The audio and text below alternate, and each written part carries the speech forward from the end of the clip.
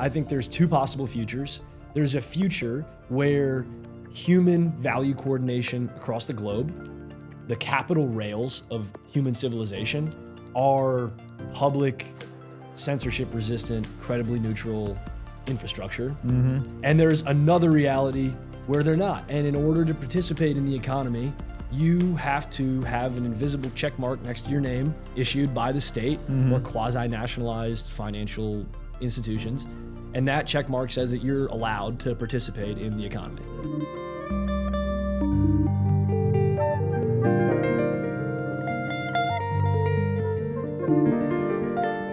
Okay, welcome back to the Quantus Podcast. We have with us today Jangle. Yes, sir. Jangle, what a cool name. It's like Jingle Jangle, right? Like Jingle Jangle, so not like the Tarantino movie. Okay, not Django. No, and not like the Python framework. Oh, right, yeah, with DJANGO, right? But it's like Jingle Jangle. So my government name, Jonathan Angle. Okay. But Jangle's been... It's a nice portmanteau, you know? You kind of like, and it's very memorable. No, I've never met anybody with that name. Yeah. And so, but then there's also like, Jangle Bells, you know, it's like Southern Jingle Bells, you know? I usually say jangle, like jingle jangle, like the Christmas carols. There you go. That's the vibe. Yeah. Here comes Jingle Jangle, here comes Jangle, here comes Jangle. But no. And you know, in crypto, Web3, whatever you want to call it, people tend to have these pseudonymous names. And so it felt like that really fit in with the crypto ethos, posting as Jangle, having a picture of a llama as my profile picture, and yeah. Well, yeah, so it's like a shortened name, it's a nickname, but it's also like when people have these profile pictures that are AI generated, they resemble themselves, but it's not a photograph, right? So it's kind of like it gives you a sort of like, there's a certain amount of transparency, there's also a certain amount of like creativity or decoration you're adding to it. And it gives you, you know. So what does the llama mean to you? Well, the llama is a NFT. It's like the only NFT I've really ever owned. Maybe I've collected some POAPs or some other small micro value NFTs before. But that was a DeFi community. It is a DeFi community around the Curve ecosystem, which is a DEX on Ethereum mainnet predominantly and a few other chains. So in 2021, 2022, to me, those were the DeFi super nerds. They're the guys who were, and gals, I guess, as well, the llamas, who were experimenting with tokenomics to attract deep liquidity in a DEX. I think since then, there's been evolutions and sort of like V2, V3 tokenomics designs that were inspired by the Curve ecosystem. So on base, there's Aerodrome. They refer to themselves as a meta DEX. In the Phantom Sonic world, there's a guy named Andre Cronje who experimented with tokenomics, and that formed Solidly and other iterations that ended up evolving into Aerodrome. But there's still a vibrant community despite the whole, most NFTs going to zero. And it's not like worth $1 million or anything, but it's a cool group of people that I just like to chat in Discord with every now and then. So yeah, I think it's that was the kind of magic of the NFT world. I think that the technology NFT has lots of applications, but it's quite abstract, and I think that art and collectability is something that was easy for the general public to kind of connect with. It's like, no, I understand pictures. I understand I want to collect all the playing cards, or I want to, there's so many marketing angles around this, like McDonald's would have you try to get the Monopoly ones so you win a prize. And, I think tapping into that kind of collector mentality and then layering on a kind of social culture and a feeling of a community, a sense of belongingness. I think only a few, NFT communities could really pull that off. So yeah, I'm not that familiar with Curve, but I know that was some Russian guy who had like a different bonding curve? Yeah, so Michael Egorov, I believe is how you pronounce his name. And he's like a physics guy, right? Yeah, to be honest, I'm not sure if over the last couple of years if I'm like super pleased with the direction of the project or, there was a lot of drama around him borrowing lots of money on Aave against his CRV tokens and those getting liquidated. And like he's got a mansion in Australia, so, whatever. Right. It's above my pay grade. I don't know. Live and let live. But I do ride with the llamas. I do like the llamas. Yeah. But I guess we're deep enough into the podcast where I can curse, right? I mean, You can say whatever the fuck you want, bro. Mess up the algorithm. No. But I don't want to seem like an NFT shill because, to be honest, the McDonald's toy example that you gave, I think that could be done without any blockchain component, right? It's that could be on a centralized database. So most of it is entirely bullshit. There is, at least in my experience with this one thing, a use case in it's like a country club, right? Like it's just this digital token that you have, and because you have it, you're in the club. And the cooler the club is, like the more expensive it is to buy your way into it. And that to me is like off the top of my head, I could be wrong. I don't want it to be taken out of context, but that seems to me like the only product market fit for NFTs so far, but likely in the future there will be some more. But in general, I'm like pretty skeptical, not a big NFT guy. Yeah. No, I hear you, bro. I hear you. And I know that I think in Thailand they passed a law specifically for around NFTs that you could sell apartments, not the land underneath it, but the apartments could be sold as NFTs. And I'm not sure how much traction they got on that whole angle, but it's quite an interesting phenomenon just to see how like excited people get in the buzz and like Joe's son was flipping NFTs a while back and you're just watching it super closely and giving us like reports on it, and it was like wow, people are really doing that. Like I kind of got the token thing, but the NFT thing I feel like I kind of missed it because I got the technology, but I didn't quite get the social part on top of it. Yeah, I totally missed it. I was deep in DeFi when it was occurring, the second half of 2021 NFT mania. And to me, it seemed incredibly stupid that people were paying, 6 figures, 7 figures for pictures of rocks and pictures of monkeys. The craziest one was the loot, and I can't believe this is how we're starting the episode, but hey, I'll roll with it. The loot NFTs, which were almost like role-playing Dungeons and Dragons type cards where it would have, a golden ring, a magical staff, a sword, and it's just like random items on a blank card, and those were selling for 6 figures, double-digit ETH prices, triple-digit ETH prices, and it all went zero. So yeah, definitely, people were like, "There's going to be a world built on top of these," and there was not. Spoiler alert. People were talking about the metaverse for a while, and that was also a kind of narrative that Facebook was playing with, and like, okay, and I think there was some, some companies were able to make some kind of interesting 3D world and like do events in the 3D world. But did you ever read Snow Crash? No. Okay, so Neil Stephenson, it was like sci-fi from like kind of, I guess what decade was that? Was that the 90s?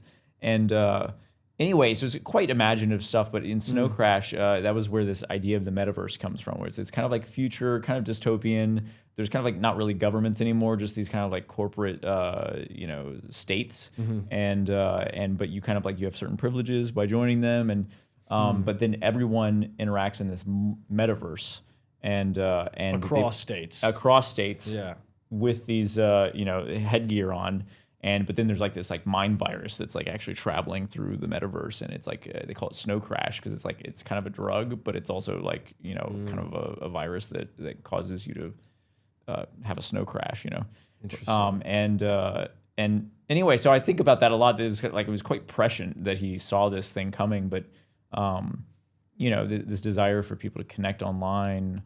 But then also, what's the dangers of this? Every time there's a connection, there's also a potential for harm as well as benefit. Yeah, and how ideas and ideologies spread across the world now that we have the internet, like mind viruses. So. Yeah, exactly. And it's sort of, and so it's this battle royale of like whose ideology, survives.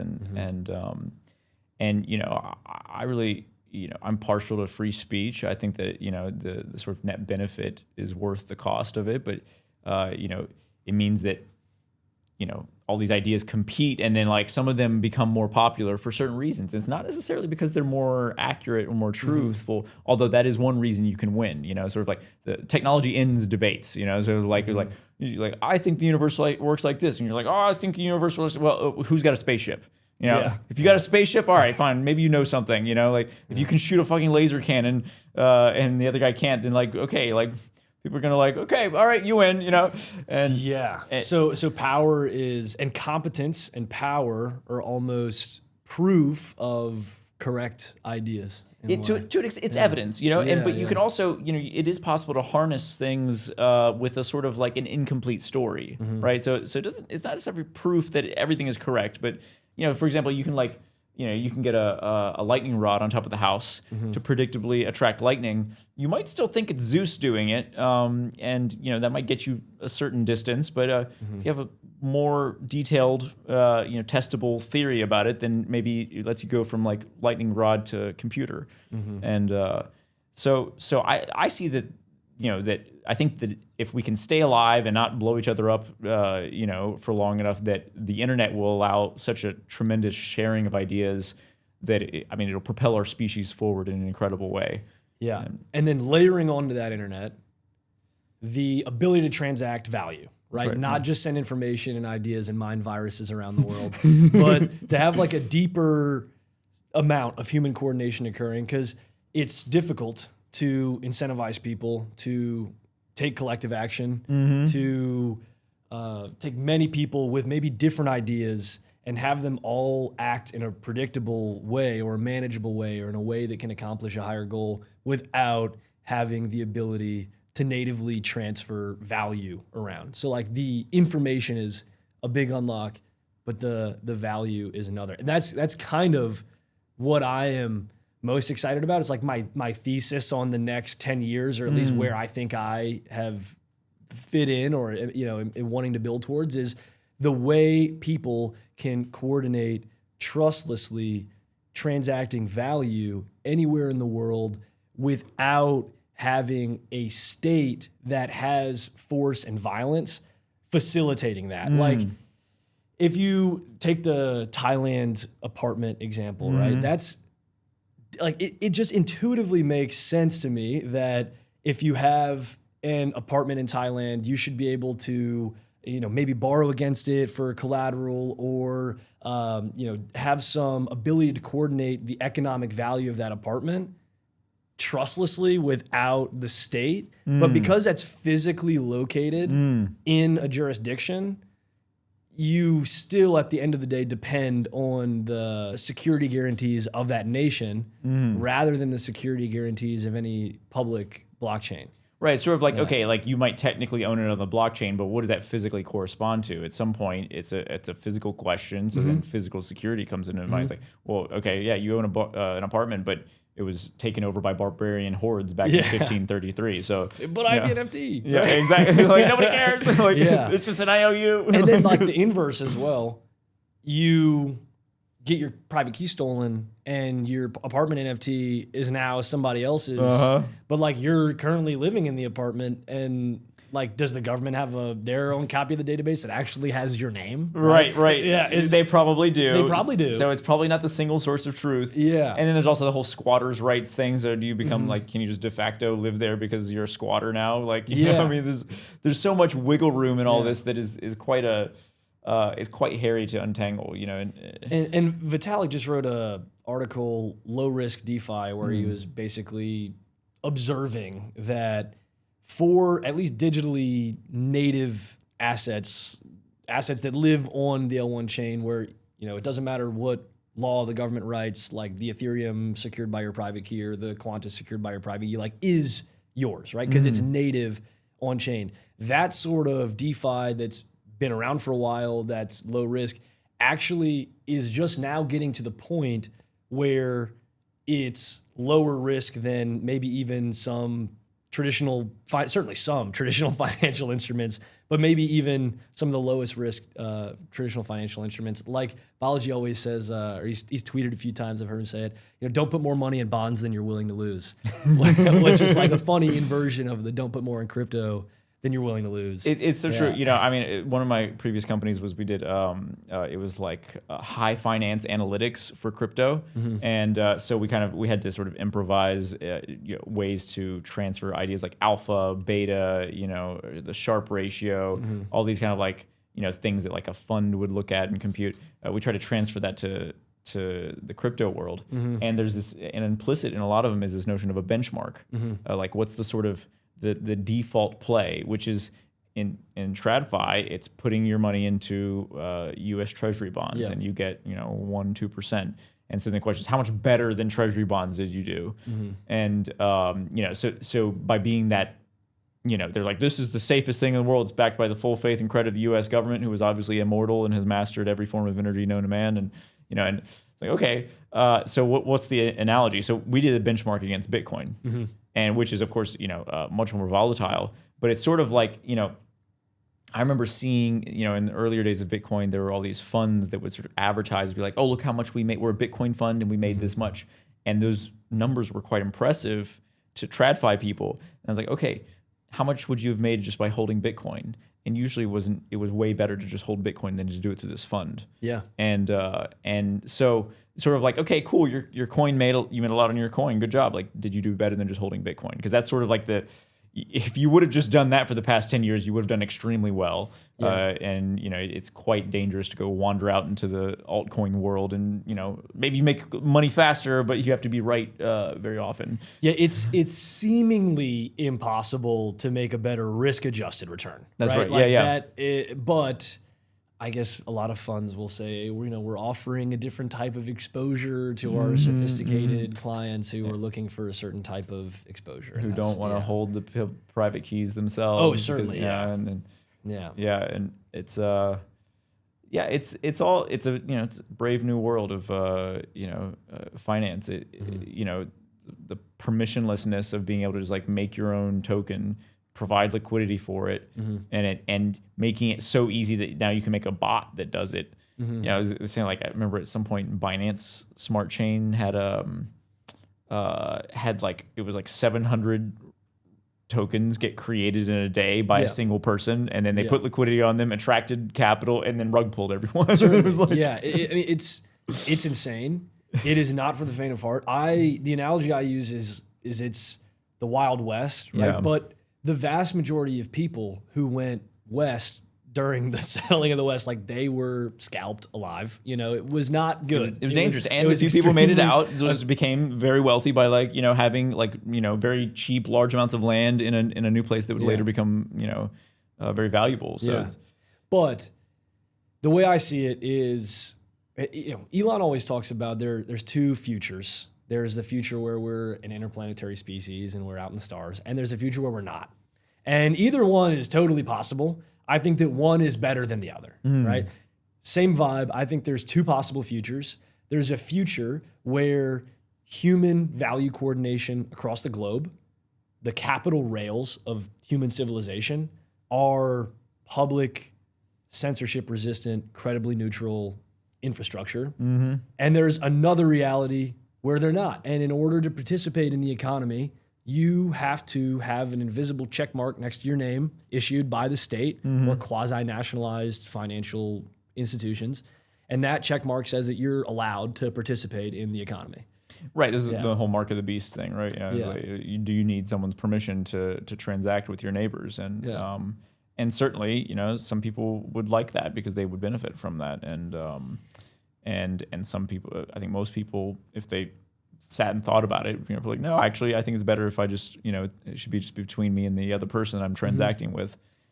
In my experience, most people actually don't even care or think about it until acutely it affects them, right? Right. Like, you don't even realize, like, when you tap your card, that that transaction is like blessed by the financial rails that operate across the world, right? That's right. Until one day they sort of declare an emergency and they freeze your bank account and sorry, you can have your bank account back if you just get this injection, or maybe 3 of them, or maybe 5 of them. It's actually, maybe it's gonna be 10. Like, that's actually what super crypto pilled me, because I was interested in Bitcoin from the time when I was in high school. I had certain concerns about the halving and the like perpetual security budget of Bitcoin, and like that skepticism cost me a lot of money in hindsight.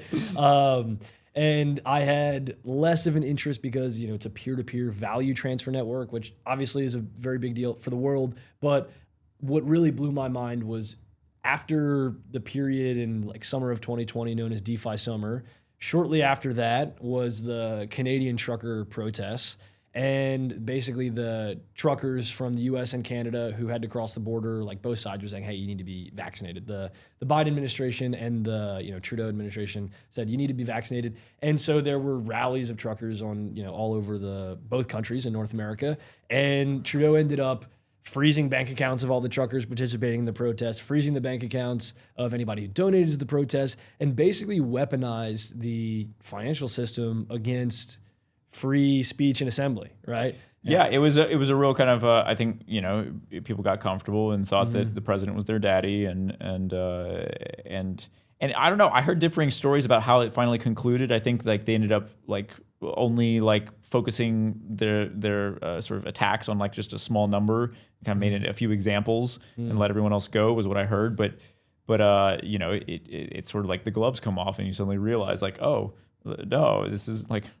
They're actually, you know, they're willing to, you know, do quite extreme things that I would never think to do. And I think, you know, I think that was interesting what you say, what crypto pilled you. I think the first time I kind of like personally experienced the utility of Bitcoin, you know, other than just this sort of like my own fascination with the technology, but like first, like, you know, where it helped me in a situation I was in was, I was in Costa Rica. And I was staying at this you know, place, and I lost my card, so I couldn't get money out of the ATM. And so I had a friend there. I was like, oh, hey, you know, like, you know, maybe you can get money out of the ATM. Like, well, how are you going to get me money? And I was like, well, I can't easily. You know, he had a bank account in a different country, so it was like I have to do an international bank transfer. This is kind of complicated. So, and then finally we ended up working out. I was like, oh, okay, I can PayPal you. So like I PayPal'd and. Okay, cool. And then I did that 4 times, you know, because it took months for my card to make it all the way into Costa Rica, because you know that's how it is there. And then during that time, eventually, you know, like, so I remember being on the phone with PayPal, and I was like, hey, I'm trying to do this. They're like, no, you need to do extra verification. They were making me do extra verification every time because I was sending it overseas. And I explained the situation, and they said, you know what, we don't want you to use this PayPal for this. Use some other service. And so then I was like, oh wow, okay. So they told me not to use their product, you know, which is like a really curious strategy as a business. But so anyway, so then I ended up having to have a friend in the States PayPal my friend in Costa Rica to pull money out, and then I gave him Bitcoin. Yeah. And that was sort of like I was like, oh wow, you know, this is, you know, finally the loop was completed. And it's non-discretionary, right? Bitcoin or, you know, crypto rails in general. It's not like you're going to be denied access because of some arbitrary policy decision or some interpretation or discretionary interpretation of whatever is going on at the time. Well, yeah, and once you spend time in crypto, you start to realize how abusive the banks are. It's just like when I started going to like doctors outside the U.S. and I realized that the doctors in the U.S. were extremely abusive. I was like they talk to you like you're a fucking farm animal. Yeah. In the U.S., it's like I feel like half of the doctors in the U.S. are like sociopath or something. I mean, like it was just like, of course there's some really good people. I'm not trying to like defame some everybody. Of them I'm sure are good people. But like, but on the average experience in the US is so much worse than say like going to Singapore. Yeah. And was Singapore more expensive? I mean, it depends on how you measure it. But like, but at least they fucking treated me like I was a customer, you know, and they were like, and I was like, oh yeah, that's right. I deserve respect because I'm bringing money to your establishment and asking you to do something. I could go somewhere else. Like just like simple market forces somehow didn't seem to apply to the medical system in the US. And of course you could see how that kind of mentality of like, oh, we're the zookeepers could easily translate to, okay, now we're going to forcibly vaccinate everyone. Yeah. And, you know, you just saw this sort of like sneering, like arrogance that came through this public health infrastructure. Yeah. And, you know, it was really, you know, I don't like to talk about it too much, but COVID really kind of opened my eyes to like just a lot of things about people that I didn't really understand and I don't really like. Yeah, and I don't think that crypto is the magic pill that solves all this and just solves all human coordination issues, because there's a huge problem with non-technically savvy people self-custodying their crypto. It's a huge concern for me.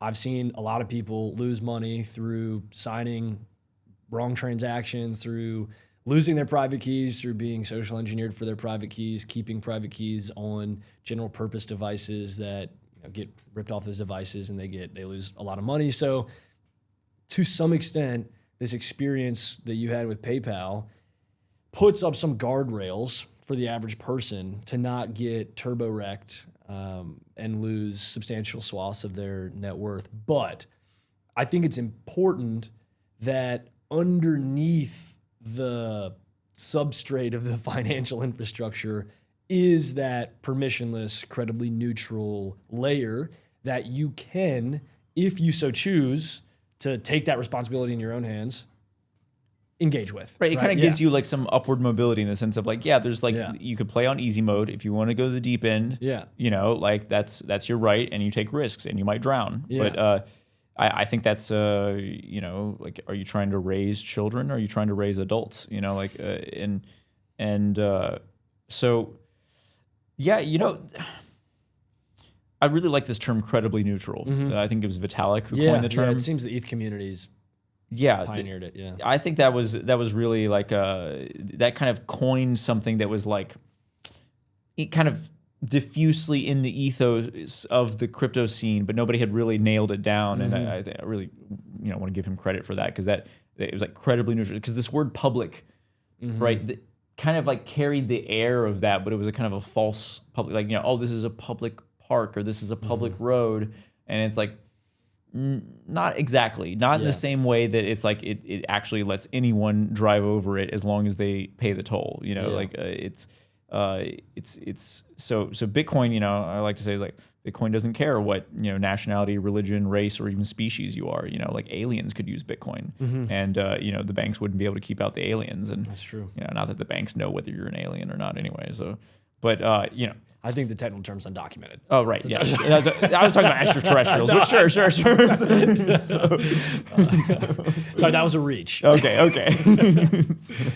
But it's so I ultimately everything is subject to the laws of supply and demand and market forces. And if you get too high on your horse, eventually people will go elsewhere. Yeah. So, but to me, like, the two major topics we've hit on are the two big problems to solve in crypto. One, the risks of self-custodying, and how does the experience of actually using crypto, DeFi, on-chain finance, internet capital markets, whatever you want to call it, how do you manage that? Can the average person really be expected to interact with whatever infrastructure this is that we're building? And then the other side of things is, how does that infrastructure interact with the rest of finance, including financial assets that may be tokenized, but may depend on the security guarantees of a particular jurisdiction? Because there's still going to be, for probably ever, a substantial percent of the global economy that exists in the meat world, in the physical realm. That's right. Yeah. So the internet native, the blockchain native assets, okay, easy, right? Those we can program into the smart contracts. We can build trustless infrastructure to make those operate exactly how we intend for them to operate. But then we're also going to have to interact with centralized custodians that are managing people's keys and funds. We're going to have to interact with governments that are using their regulatory environment to actually manage physical assets in the world.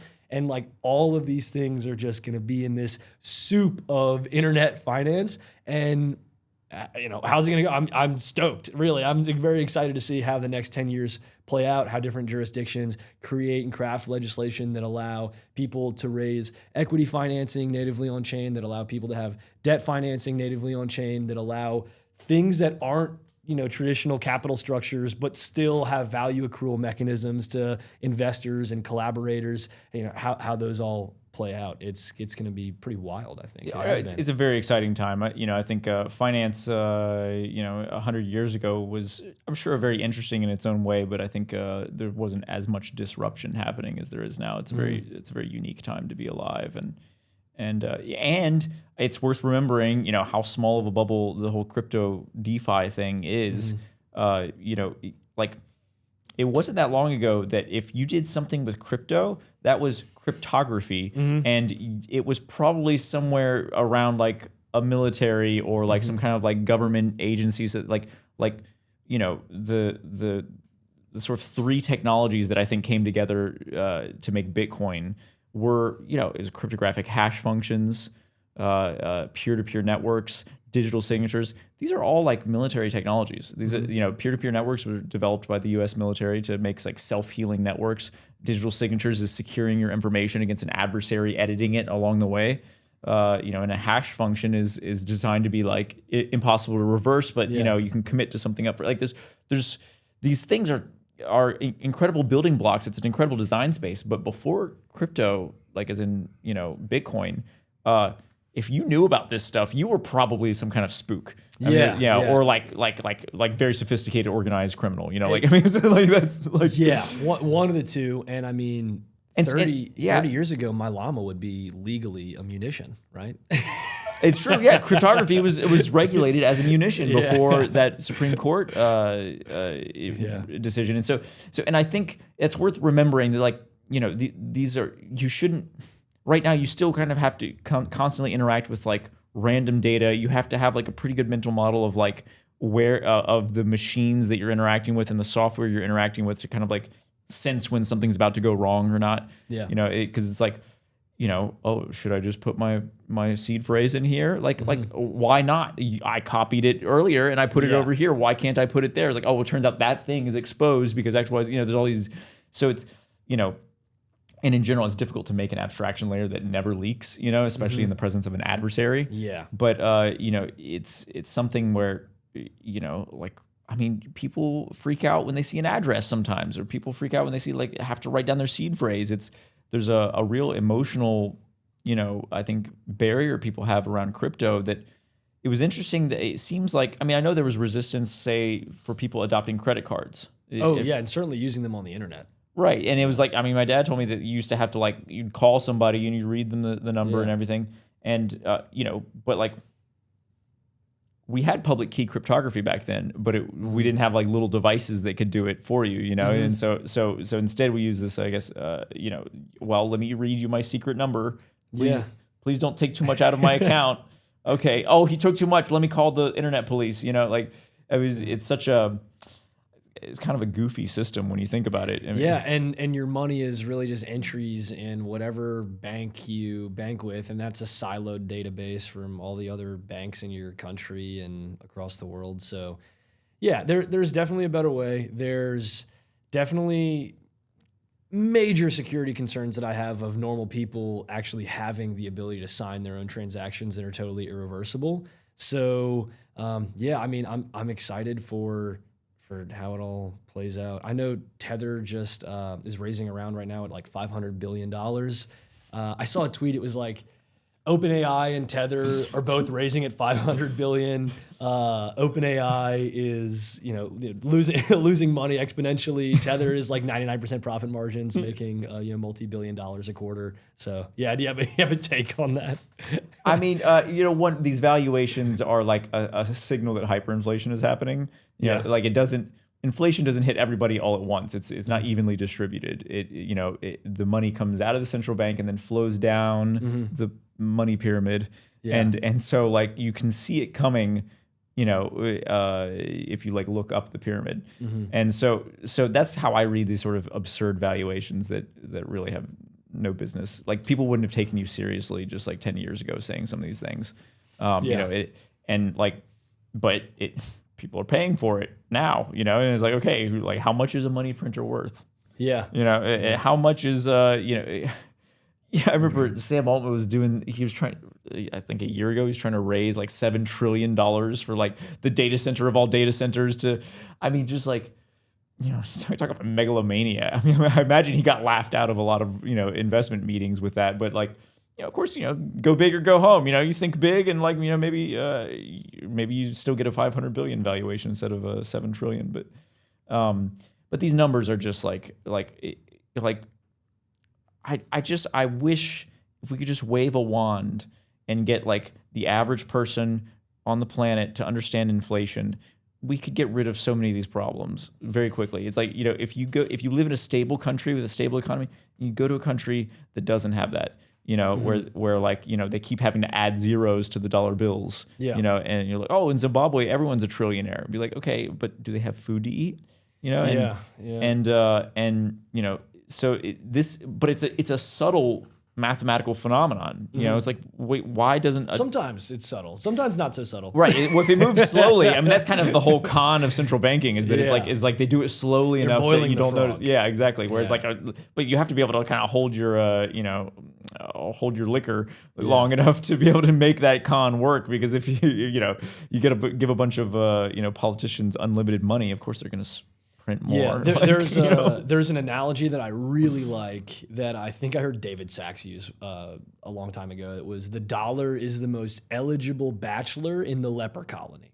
So it's like its nose hasn't quite fallen off yet. It's bad. I mean, but you don't have a lot of options. I mean, look, we're all going to die one day. All the fiat currencies will die one day. But like, how do we build a civilization that lasts longer than 200 years? What about 200,000 years? Okay, interesting. But I'm really, I guess, I'm very interested in the 10-year time horizon. Right? Sure, I think so. So on the 10-year time horizon, it's not immediately obvious to me that like the dollar totally gets co-opted by all these by these sovereign crypto assets, right? I think that 10 years from now, we live in a world with maybe not thousands, maybe not hundreds, but probably somewhere in the order of like dozens of substantial monies, right? Including gold, including Bitcoin, and probably including, as maybe a medium of exchange, probably the strongest couple fiat currencies, maybe. And I think the dollar's probably going to be amongst them, because just looking at the data on chain right now, something like 99 or 98% of tokenized fiat currencies that live on public blockchains are dollars. Yep. Right. So America kind of like nailed that game. They were like, look, we're going to, and there was something it started all the way back then with Tether. Yeah. And in the beginning, it was like, how are these guys getting away with this? Like, the US government would like kill people for doing less in the past. So like, I assume that they've been kind of like in with the big boys for quite a while. So from what I observed getting into crypto really heavily, like late 2020, early 2021, was it seemed like they were trying to kill Tether, and that almost all politicians who in general are not very smart, maybe very sociopathic and high emotional intelligence, but like I don't think most people in Congress understand what stablecoins can do for the dollar, but way more so now they realize that than they did even 3 years ago. And recently the Genius Act passed, I guess a few months ago, and that creates a framework where the US can embrace stablecoins, companies can create stablecoins as long as they're fully backed with US debt, right? Short-term US debt. So it seems like Congress and the Trump administration has gotten to realize definitely by now that this is a way to create another marginal buyer for US debt, which America desperately needs, right? Right. We need more treasuries in more people's hands. That's the only way this insane carnival is going to keep going. But so one way to look at this is that basically the US dollar is becoming the layer 2 of Bitcoin. Wow. Maybe not Bitcoin. Right? Because you got the Federal Reserve, or sorry, BlackRock, same thing. But BlackRock with their Bitcoin ETF, right? And then and then you have all these stable coins, and so does Bitcoin become the kind of like, do you start measuring everything in Bitcoin? I mean, probably not anytime soon, but I do think there's a kind of like like the dollars used to be backed by gold, and then it was kind of backed by oil. Maybe now it's backed by Bitcoin.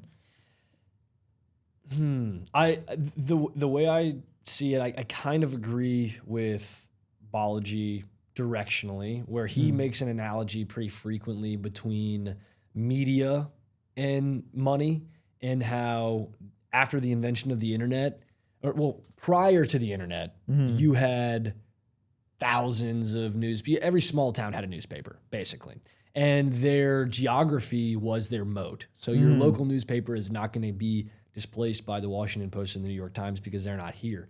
And then the internet came along, and now everybody can get the New York Times or whatever large newspaper that is now printed on the internet. And so that's a centralizing force. So lots of local newspapers collapsed into the large internet first newspaper news organizations. And then Twitter came, and now they're all, dying basically. And so I think that directionally happens with money. And again, that's Balaji's ideas. He planted the seed in my mind for that, but I think it's true. So you think that it's going to kind of like undergo a digital transformation and then ultimately fragment into this kind of new thing? Yeah. And I think that new thing is non-discretionary monetary policy, like you see with, Bitcoin, ETH to some extent, Solana, a monetary policy that's not like a group of unelected geriatric oligarchs that are like deciding what the cost of capital should be. It's the better forms of money that crypto monies can be, and certainly what the market is telling us that Bitcoin is or has a large potential to be. But in the middle of now and the world having, Bitcoin being $100 trillion market cap, in between there is the collapse of many weak fiats like the Argentine peso or the Turkish lira into stronger fiat currencies like the dollar. That's, I think, how it's going to play out. Yeah, it was interesting to see the whole El Salvador arc. Because it used to be perfect example. I think they didn't have their own currency, right? They were dollarized, yeah. They were using the dollar for quite a while, and then somehow this guy Nayib Bukele somehow gets enough cojones to be like, no, we're not just going to use the dollar. We're going to use Bitcoin. And I feel like timing is everything, because like a few decades before, like he would have had the CIA, discovering chemical weapons in his bedroom, that wouldn't have flown not too long ago. And somehow now things have changed. Maybe it's some kind of behind the scenes shift of power, or there's a new agenda. Who knows exactly what it is? But like that was to me an early signal of like almost like El Salvador was almost like a sort of a trial run. Like, okay, all right, we moved over to Bitcoin at a national level. It's a smaller country. How did it go? And obviously, some things went better than others, but it's so I almost feel like that was maybe like, let's do a prototype over there, and then if that works, let's go full speed ahead with America. Interesting. The whole U.S. accusing Bukele of having chemical weapons is what happened in the past. Like, clip this: the Iraq War would have never happened if we had prediction markets. Wow. Because, right, what are the markets going to say the odds are of finding a nuclear weapon in Iraq, right? Yeah. And South Park just dropped an episode about prediction markets. Oh, yeah. Zach showed us some of that. I haven't watched it yet. But it's funny. It's brutal, as you would expect. Okay. Well, I don't want to comment on it. I haven't seen it. It's probably crazy. So I'm not going to say I like it or hate it yet, but they're certainly talking about it. I remember during the 2024 election, here at Network School at NS, we, all the Americans mostly were, but everybody was gathered around watching the pundits yap about, how's this going to go? And then the prediction markets are just rapidly pricing in hours before 75% chance, 80% chance, 90, 95, 99% chance Trump's going to win. And that's a day or 12 hours or 10 hours before the media establishment had eventually come to the same conclusion. So I think that prediction markets add clarity to global events better than experts. So, I mean, obviously, markets are more accurate than experts. Undeniable. I think in many cases, yes. Yeah. The sort of the game of the prediction market is they want to attract the people who know.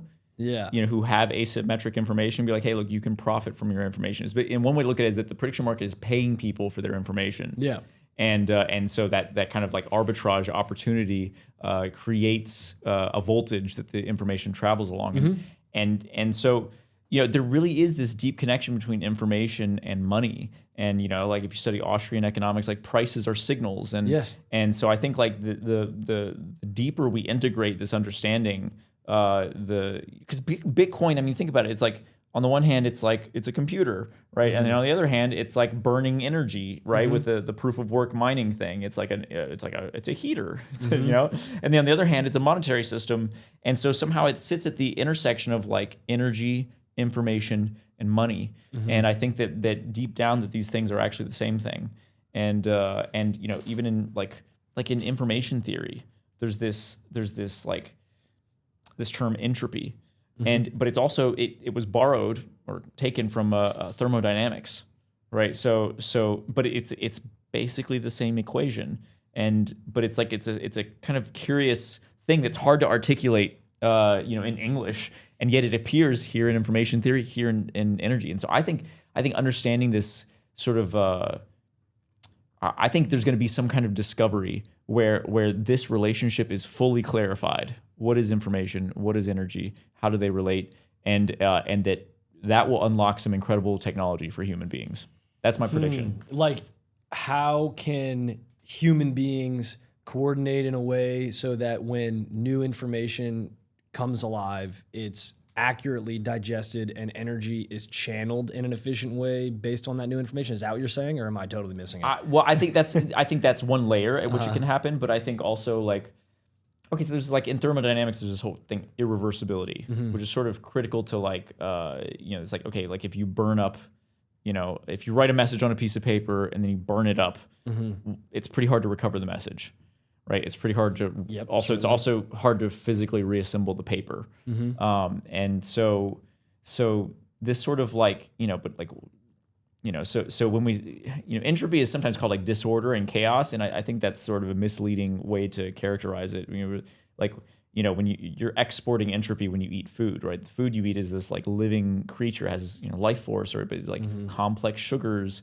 and then your body breaks it down, and then as it decomposes into its constituent elements, it releases energy that then you can harvest, and like, so how do we do this with, there's something I think tremendous waiting for us in these things, and I can't fully articulate it. So you're saying that there's some relationship between entropy and energy, so that like when you are digesting food, you're taking something that's very, very orderly and you're breaking it down. It's scattering like the creamer in your coffee, right? And yes, but it's, I would say instead actually that the food you're eating is very disorderly in a certain way. It's highly structured, but it's also, it's asymmetric. Like the stalk goes this way and not this way. Because in some sense, like the entropy is moving you towards symmetry. Is like once everything melts, then it's like everything's flat, right? Or you like burn down the forest, and now all the trees are the same height. And so you pass your information through a cryptographic hash function, and now it's indistinguishable from garbage. And so this sort of, it's hard for me to fully articulate. I don't personally understand it completely myself, but there's anyway. So I think that prediction markets are an important stepping stone along this path. That Bitcoin was an important discovery. It's like, okay, actually you can harvest energy and information and money and get them to sort of like play as the same thing. And but then later it becomes like, how do we predict or even steer future events?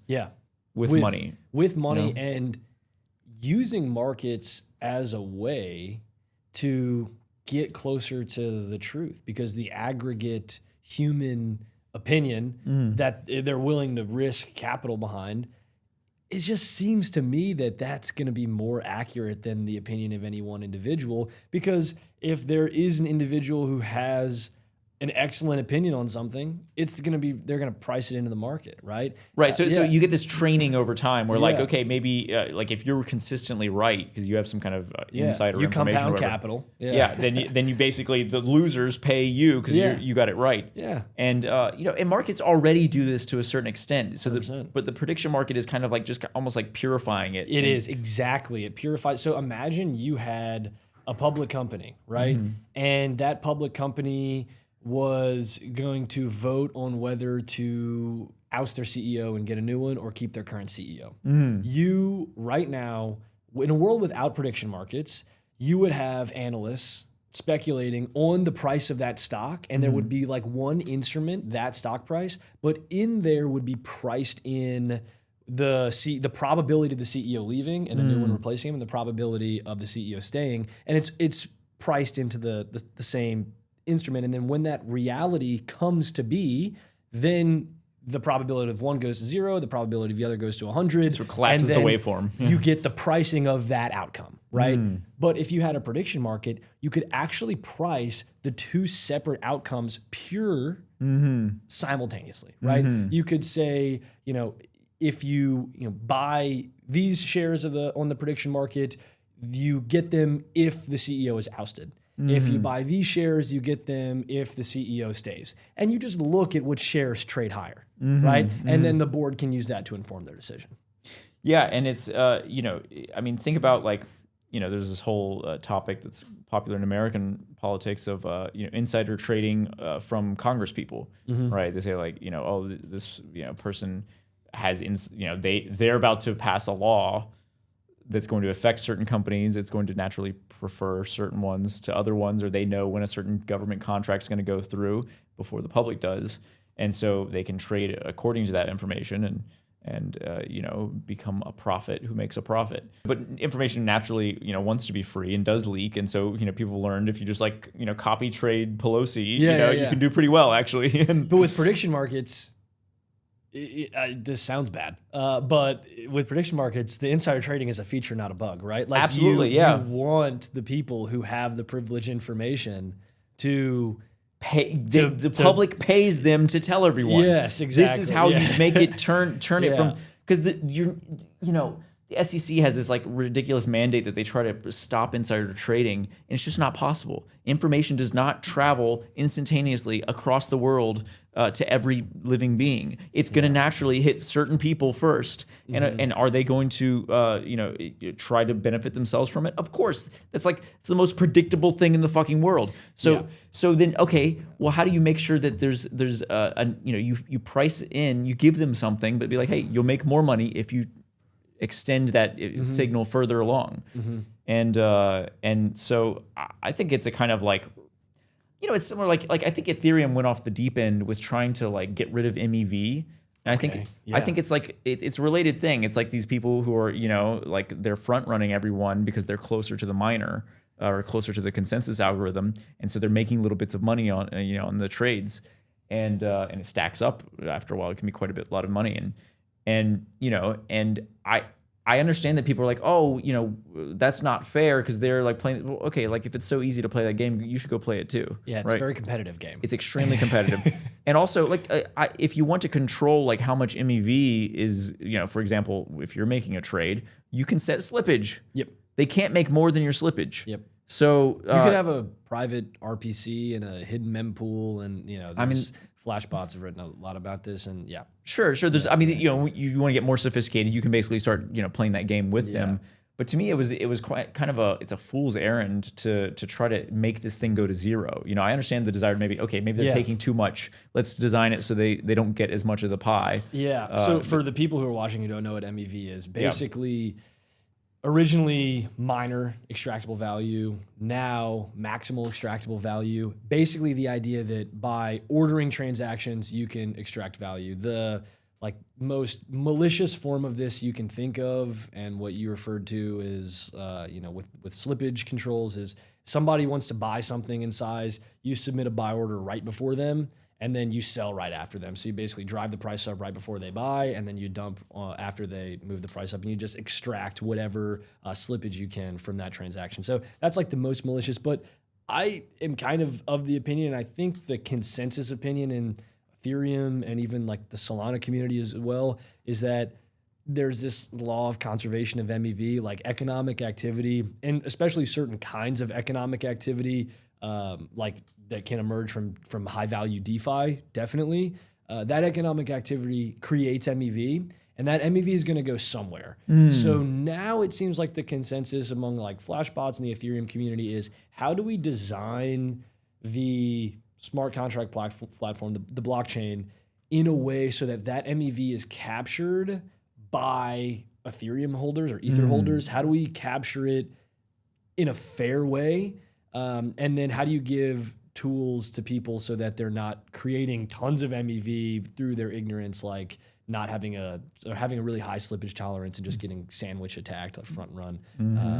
How do you do that? So yeah, I think Solana has done a lot of work on that with the Jito. yeah, right? But as of like a year ago, I'm not like super up to date on Solana MEV, but I remember when meme coins were going crazy in Q1 2024.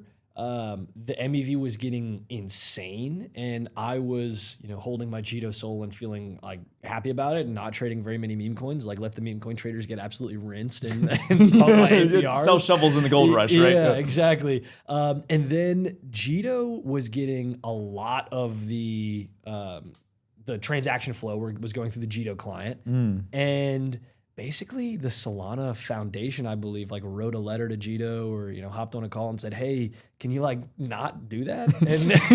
And Jito was like, sure.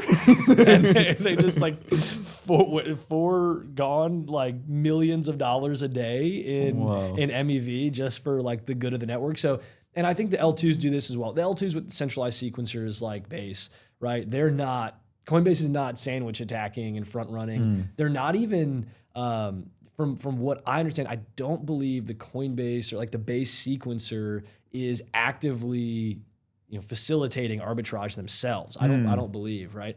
I think that they're preventing all malicious MEV, right? So yeah, MEV cannot be created or destroyed. Maybe it can be created, right? But it can't be spread around. It's hard to limit. It's hard to get rid of MEV in a decentralized system. But if you bake in some trust assumptions, like Coinbase is going to order all the transactions and they want the chain to be fair, or the main client, like the Jito client, is going to order the transaction and they just don't want free money. If you can make those economically irrational trust assumptions, you can reduce MEV. But I don't think Ethereum L1 can make those trust assumptions. So it's still very much a thing. Malicious MEV is still very much a thing on Ethereum L1.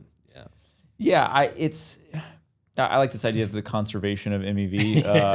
I'm partial to sort of anything regarding physics and such, but it makes sense to me because it's sort of like buy before someone else buys and sell before they sell. Basically going faster than them is basically what all speculation and trading is about. Like that's what you're doing. Topologically, it's equivalent to if you buy the S&P and then later it goes up and you sell it because, somebody else could have sold it before you and they didn't, and that's why it was higher because of that. The difference is that when you buy the S&P, or even just like, let's say it's a worthless speculative meme coin that everybody agrees the intrinsic value is zero, and like we all know we're playing the game of hot potato, right? Like let's just assume there's literally no value and it's hot potato.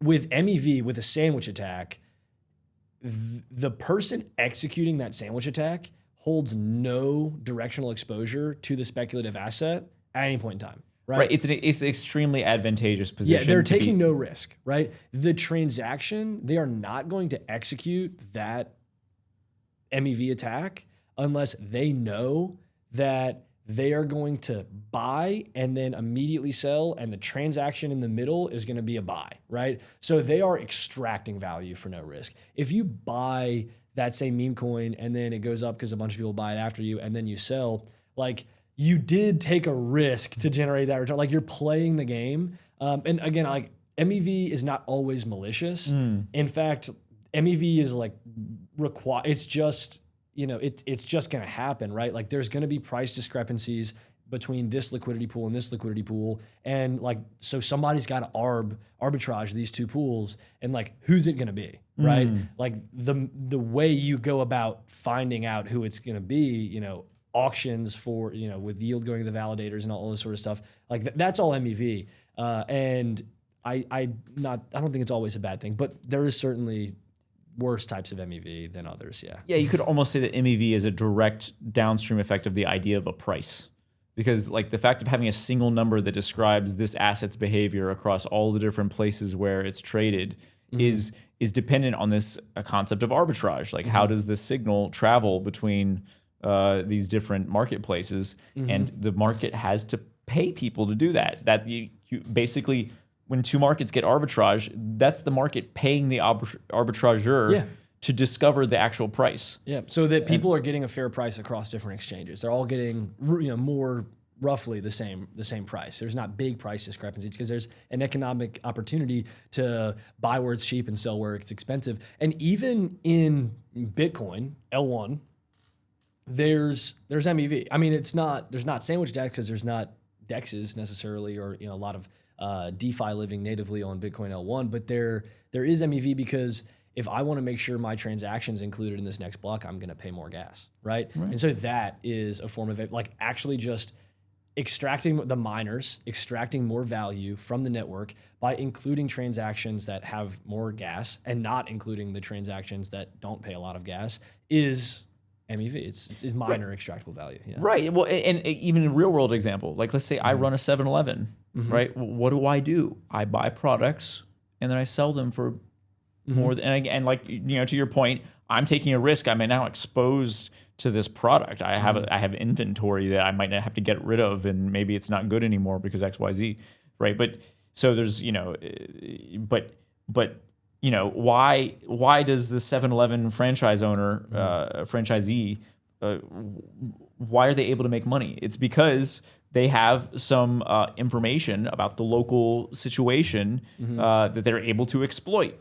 That if the parent company had all that information and was able to and sort of willing to it was cost effective for them to acquire and execute on it, then they would just do it themselves, which actually many companies do. Many companies don't do the franchise model, and so I think there's this natural, that's just inherent in commerce. Like people, that's how we all get to play a part in the game, is by finding something that we know a little bit more about than someone else. Like you became an expert in your field, that's arbitrage. Now someone else could know about it too, but instead they pay you, right? Yeah. They go through you to learn about, DeFi mechanics, or like where the market's going to go, or what is quantum computing and how is it going to crash my coin. But yeah. And in the economy before the internet, and certainly before the internet and before crypto, you had entrepreneurs who are filling market gaps that if there's something that feels icky or that is not good,